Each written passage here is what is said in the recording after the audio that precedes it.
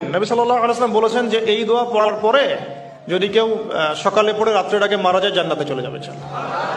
রাতে পড়ে সকালের আগে ইন্তেকাল করলে জান্নাতে চলে যাবে। আমি ইস্তেগফারের আপনাদেরকে 2-3টা দোয়া শিখাই দেই আগে ছোট্ট করে।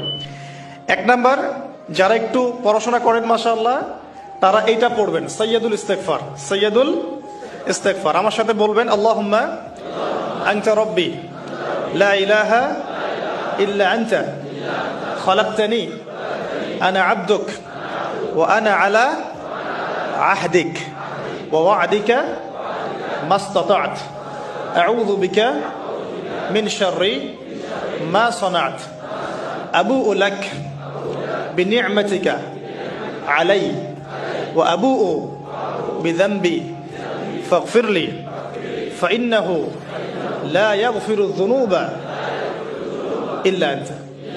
এই যে আমরা গত লেকচারে বলেছিলাম যে আমাদের ইবাদতগুলো অন্তঃসার শূন্য হয়ে যাচ্ছে এই কারণে, বিকজ আমরা অর্থটা বুঝি না।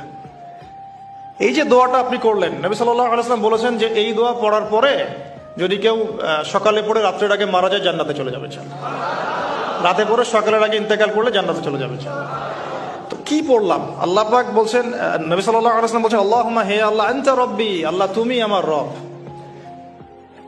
খালাকতানি তুমি আমাকে সৃষ্টি করেছো, আনা আবদুক আমি তোমার বান্দা, ওয়া আনা আলা